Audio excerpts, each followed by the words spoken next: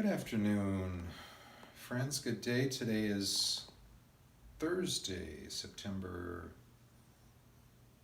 What is it, Shane? September 24th. 24th. Uh, and beautiful day, and wanted to share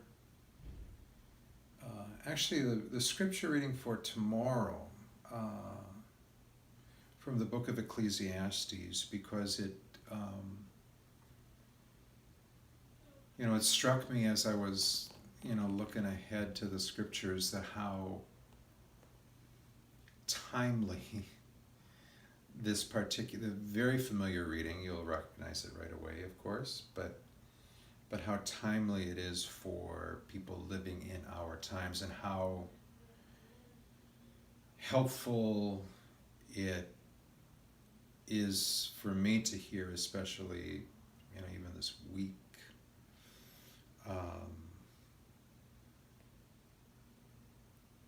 Ecclesiastes 3 verses 1 to 11, and I guess it's people of my generation, who heard back in the 60s. It was the song "Turn, Turn, Turn." It was Pete Seeger, I guess, who originated it, but I don't know if it was the Turtles who sang it or something who sang it. But that's how this text we first heard it. So, and it's amazing how that musical memory or that musical reference kind of embeds it in us. But in any case, Ecclesiastes 3, verses 1 to 11. There's an appointed time for everything, and a time for everything under the heavens, a time to be born and a time to die, a time to plant and a time to uproot the plant, a time to kill and a time to heal, a time to tear down and a time to build, a time to weep and a time to laugh, a time to mourn and a time to dance, a time to scatter stones and a time to gather them, a time to embrace and a time to be far from embraces, a time to seek and a time to lose, a time to rend and a time to sow, a time to be silent and a time to speak, a time to love and a time to hate, a time of war and a time of peace. What advantage has the worker from his toil? I have considered the task that God has appointed for people to be busied about. God has made everything appropriate to its time and has put the timeless into their hearts, without our ever discovering, from beginning to end, the work which God has done.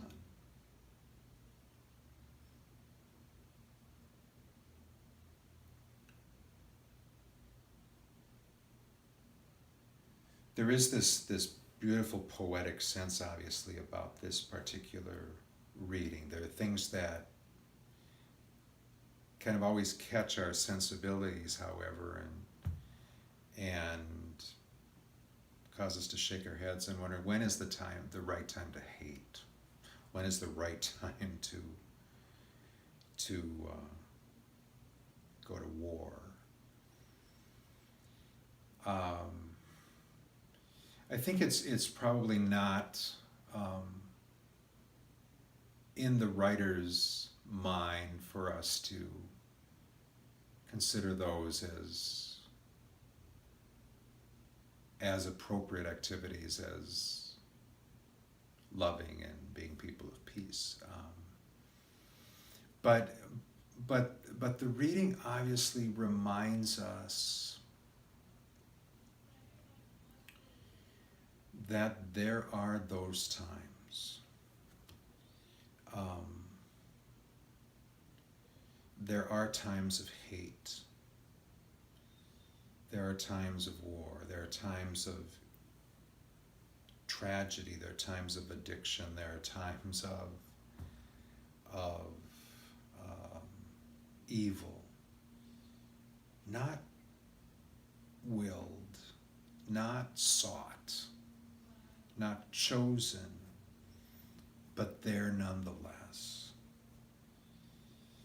And what this scripture has helped me to reflect on this week is that none of it is out of God's sight.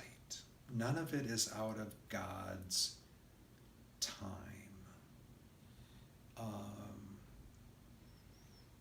That, in the words of Richard Rohr, I mean, this to avoid this duality of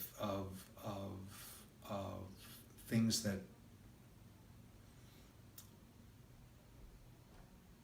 that belong and things that don't belong. For Rohr, everything belongs. It's if only to move us to change.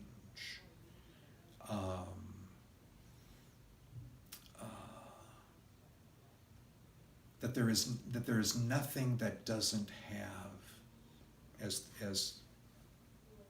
the reading would suggest, Koheleth would suggest, that doesn't have its purpose under the heavens, if only to direct us in the opposite way. And again, even this week, this has been a helpful reflection, because this week, when I try to hold the things of this week together, we've all got the common experience of all of the COVID stuff, all of the political stuff that's just invading our airwaves and our bandwidth in our lives. But here in North Minneapolis, just increased level of restlessness and violence, whether it's, shootings outside the Broadway bar, or a stabbing on 18th and Emerson last night, and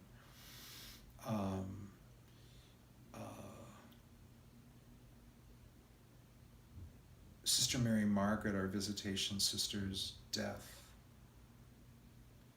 on Tuesday.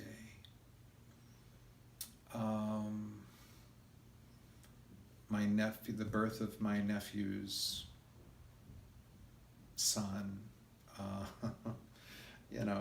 new babies to baptize, all of it, not to mention all of the things I'm not telling you about, all the stuff that is part of our regular daily lives, right? All the stuff of your daily life. You try to hold it together. You kind of wish the bad stuff away. And what the writer would have us do is not to just wish the hard stuff away, but recognize that it has its time, to give it its time, because it has its purpose. And God's purpose in the end will be done.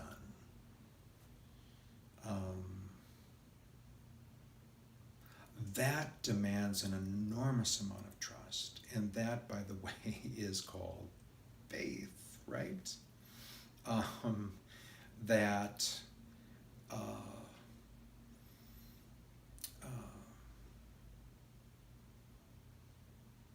Sister Mary Margaret, whose funeral we're going to celebrate next Tuesday,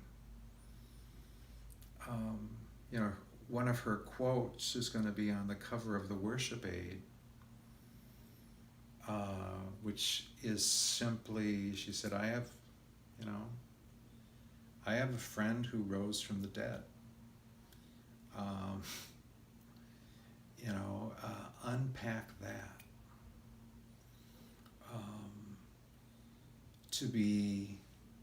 To not only to believe in a gospel that says that Jesus rose from the dead.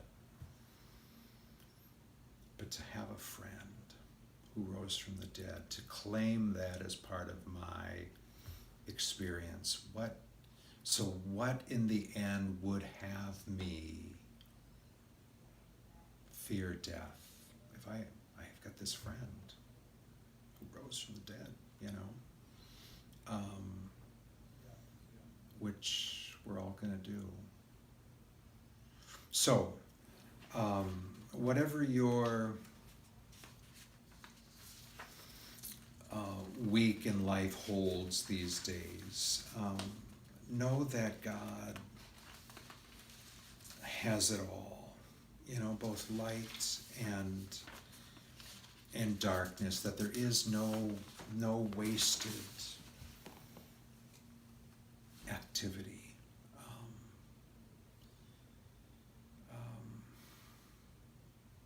And it gets us into bigger questions about, like the problem of evil in the world. Why do bad things happen? I mean, does God will it? No, but it is. I mean, it's part of created reality, and God knows it, and God holds it. God's,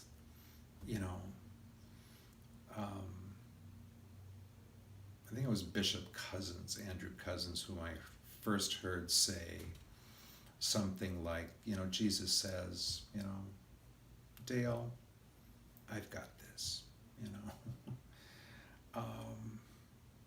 Again, an enormous amount of trust demands an enormous amount of faith to know that Jesus looks at it all and says, yeah, it's a mess, but I've got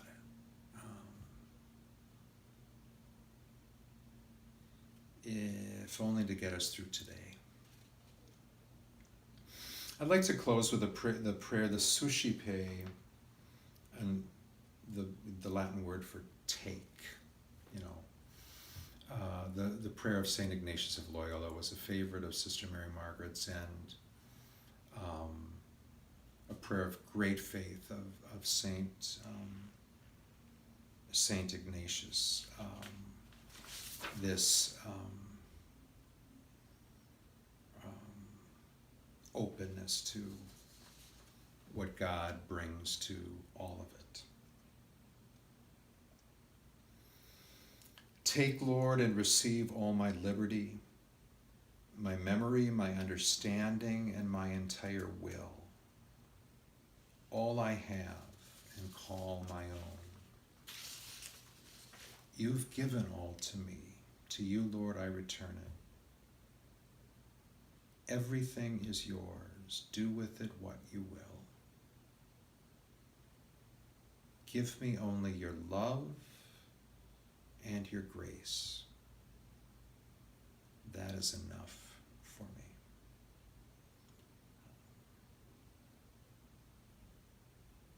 So only your love and your grace, that's enough to get us, to see us through. Thanks for tuning in today, God. God bless you.